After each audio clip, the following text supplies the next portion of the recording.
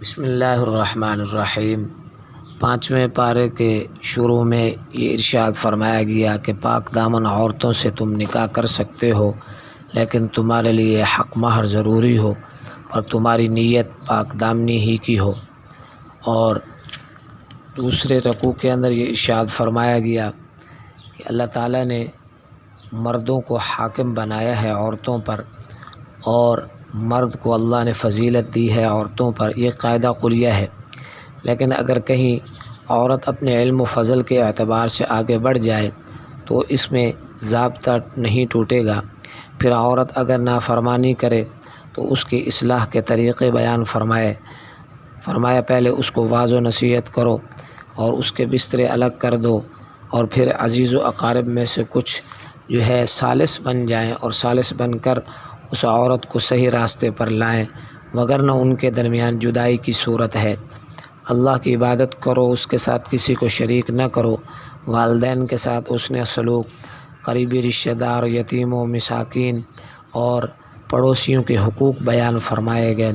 اور پھر یہ ارشاد فرمایا گیا کہ ایمان والے جو ہیں جب فیصلہ رسول اللہ صلی اللہ علیہ وسلم کی طرف لے جائیں تو اللہ کے نبی جو فیصلہ فرما دیں اس پر سب کو آمین کہنا ہوگا۔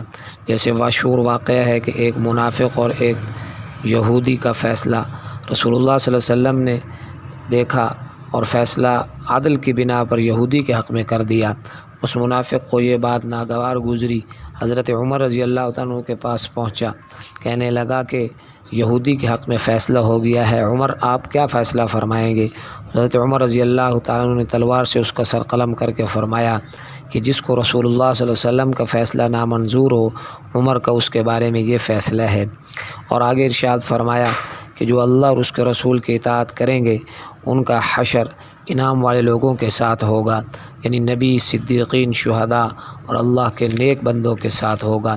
جہاد کی تیاری کا حکم فرمایا اور جہاد کے لیے اپنے آپ کو ہر لحاظ سے تیار رکھیں۔ نماز کے قیام کا اور زکوٰۃ کی ادائیگی کا حکم فرمایا، اور اس کے ساتھ ساتھ منافقین کے بارے میں اہل ایمان کی دو رائے تھیں کہ ان کو کچھ نہ کہا جائے یا ان کو سرے سے ان کا قلقمہ کیا جائے۔ تو جن کی یہ رائے تھی کہ ان کا قلقمہ کیا جائے، اللہ تبارک و تعالیٰ نے اس رائے کو پسند فرمایا۔ اور مومن کو جان بوجھ پر قتل کرنا یہ کتنا بڑا گناہ ہے، اس کے بارے میں ارشاد فرمایا کہ دنیا میں بھی اور آخرت کے اندر بھی ہمیشہ کے لیے مومن کو قتل کرنے والا عمدن جان بوجھ کر، ایسا آدمی ہمیشہ کے لیے خسارے میں جائے گا۔ مسافر کی نماز کا حکم فرمایا اور صلاۃ الخوف کا حکم فرمایا، اور اس کے ساتھ یہ ارشاد فرمایا گیا کہ جو مومنوں کے رستے کے علاوہ کوئی نیا راستہ تلاش کرے گا وہ جہنم کا راستہ ہے، اور جہنم بہت برا ٹھکانہ ہے۔ اللہ تعالیٰ سارے گناہ معاف فرما سکتے ہیں، لیکن شرک اللہ تبارک و تعالیٰ معاف نہیں فرمائیں گے۔ دین ابراہیمی توحید کا دین ہے، اس پر چلنے کا حکم فرمایا۔ ابراہیم خلیل اللہ علیہ السلام اللہ کی توحید کا اعلان کرنے والے اور اللہ تبارک و تعالیٰ کی توحید پر چلنے والے تھے۔ جو ان کے راستے پر چلیں گے وہی کامیاب ہوں گے۔ ایمان والوں کو ایمان پر جمے رہنے کو حکم فرمایا۔ ایمان کیا ہے؟ اللہ اور اس کے رسول اور کتابوں اور رسولوں پر پورا ایمان لانا۔ اور اس 5ویں پارے کے آخر میں منافقین کی مذمت فرمائی اور منافقین کی نشانیاں بیان فرمائیں۔ منافق وہ ہیں جو اللہ کو دھوکہ دیتے ہیں، اور ان کی ایک نشانی یہ بیان فرمائی وَإِذَا قَامُوا إِلَى الصَّلَاةِ قَامُوا كُسَالَىٰ، جب نماز کے لیے کھڑے ہوتے ہیں تو سستی کرتے ہیں، لوگوں کو دکھلانے کے لیے نماز پڑھتے ہیں اور نماز میں اللہ کا ذکر بہت کم کرتے ہیں۔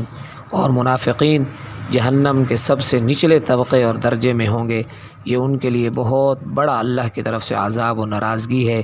اور آخر میں ارشاد فرمایا جنہوں نے توبہ کر لی اور اپنے آپ کی اصلاح کر لی اور اللہ کی رسی کو مضبوطی سے تھام لیا اور اللہ کے دین کو اللہ کے لیے خالص کر لیا، یہی پکے سچے مومن ہیں، اور ان کا حشر بھی مومنوں کے ساتھ ہوگا۔ اور اللہ تبارک و تعالیٰ ان کے ایمان اور ان کے شکر کی قدردانی فرمانے والے ہیں۔